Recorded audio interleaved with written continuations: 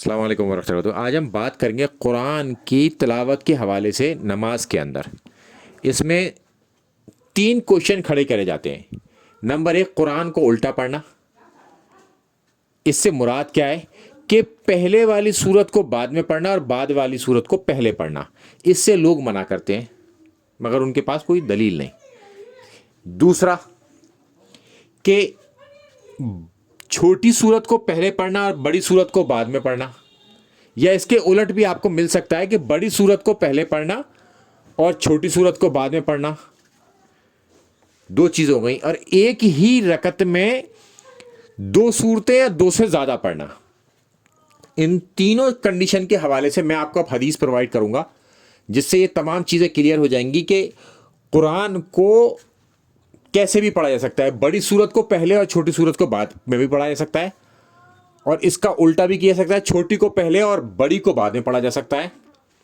ایک رکعت میں 2 یا 2 سے زیادہ صورتیں بھی پڑھی جا سکتی ہیں، اور قرآن کی ترتیب بھی بدلی جا سکتی ہے۔ پہلے آپ بعد والی صورت اور بعد میں پہلے والی صورت بھی پڑھ سکتے ہیں، اس میں کوئی حرج نہیں ہے، مگر اکثر لوگوں نے یہ بنا رکھا ہے۔ تو اس کو ہم کلیئر کرتے ہیں اس حدیث سے، جو کہ صحیح مسلم کی حدیث ہے 1814، جس میں اللہ کے رسول صلی اللہ علیہ وسلم نے نماز پڑھائی اور چیپٹر 2 پڑھایا، اور جس میں آیتیں ہیں 286۔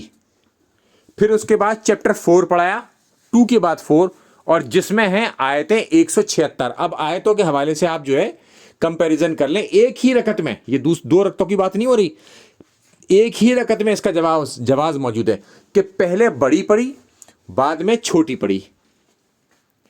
اس کے بعد اب آ جائیے، اس کے بعد ایک اور سورت پڑھی اللہ کے رسول صلی اللہ علیہ وسلم اسی رکعت میں، وہ پڑھی چیپٹر 3۔ اب اس سے آپ کو پتہ چلتا ہے کہ پہلے 2 نمبر کی سورت پڑھی، پھر 4 نمبر کی سورت پڑھی، اور پھر پڑھی 3 نمبر کی سورت۔ اس میں اللہ کے رسول صلی اللہ علیہ وسلم نے ہر طرح کی ترتیب دکھا دی، یعنی کہ پہلے والی سورت پہلے، بعد والی سورت بعد میں۔ پھر اس کو الٹ دیا، تیسرے نمبر کی چوتھے نمبر کے بعد، یعنی کہ بعد والی پہلے اور پہلے والی بعد میں، تینوں طریقے سے کر دیا اس کام کو۔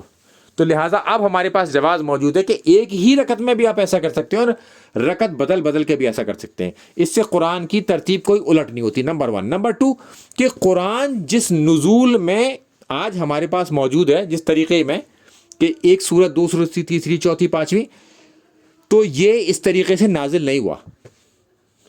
یہ جو 30ویں پارے میں جو صورتیں ہیں یہ اکثر مکی ہیں، یہ پہلے نازل ہوئی ہیں، مگر قرآن کی ترتیب میں یہ آخر میں ہے۔ تو اس سے قرآن کے اوپر کوئی اثر نہیں پڑتا۔ اب ہم چلتے ہیں اس کے آگے کہ ایک سورت کو بار بار رکعتوں میں پڑھنا۔ ایک صحابی تھے انصاری، انہوں نے نماز پڑھائی، اور وہ جب بھی نماز پڑھاتے تھے تو ایک سورت پڑھتے تھے، اور اس کے بعد قل هو اللہ احد پڑھتے تھے۔ پھر اگلی رکعت میں بھی وہ ایسے ہی کرتے، پہلے ایک سورت پڑھتے اور پھر اس کے بعد قل هو اللہ احد پڑھتے، یعنی کہ ایک رکعت میں وہ 2 صورتیں پڑھتے، اور قل هو اللہ احد ہر بار پڑھتے، یعنی کہ سورہ اخلاص وہ ہر رکعت میں پڑھتے۔ ان سے کہا گیا کہ بھائی آپ ایسا کیوں کرتے ہیں؟ تو انہوں نے کہا کہ اگر مجھ سے پڑھواتے ہو نماز تو پھر میں ایسے ہی پڑھاؤں گا۔ یہ بات اللہ کے رسول صلی اللہ علیہ وسلم کو بتائی گئی۔ جب انہوں نے ان سے جا کے پوچھا اور معلوم کیا کہ بھائی ایسا آپ کیوں کرتے ہیں، تو انہوں نے کہا کہ مجھے یہ پسند ہے اس لیے میں ایسا کرتا ہوں۔ تو اللہ کے رسول صلی اللہ علیہ وسلم نے کہا کہ تمہاری اس محبت کی وجہ سے، یعنی کہ اتنی پسند تھی وہ کہ تمہاری اس محبت کی وجہ سے کہ تمہیں سورہ اخلاص سے اتنی محبت ہے، تو اللہ کے رسول صلی اللہ علیہ وسلم نے انہیں جنت کی بشارت دے دی اس حوالے سے کہ سورہ اخلاص کا اصل میں، کیونکہ ہم لوگ ترجمہ نہیں سمجھتے، جب ہم ترجمہ سمجھنے لگیں گے اس بات کا تو پھر ہمیں پتہ چلے گا سورہ اخلاص کی کتنی ویلیو ہے۔ اور اکثر ہمیں یہ کوشش کرنی چاہیے کہ نماز کو ترجمے کے ساتھ ہم یاد کر لیں ایک بار، یعنی کہ جب آپ عربی کا متن پڑھ رہے ہوں، یعنی کہ عربی الفاظ کی ادائیگی کر رہے ہوں، تو آپ کو یہ پتہ ہو کہ یہ جو میں نے سورت پڑھی تھی اس میں اللہ تعالیٰ سے ہم نے کیا کہا، یا اللہ تعالیٰ نے ہم سے کیا کہا۔ تو جب ہمیں یہ پتہ ہوگا تو ہمارا نماز میں بھی دل لگے گا، اور اس میں اخلاص اور خلوص بھی بڑھ جائے گا، آپ خود بخود محسوس کریں گے انشاءاللہ تعالیٰ۔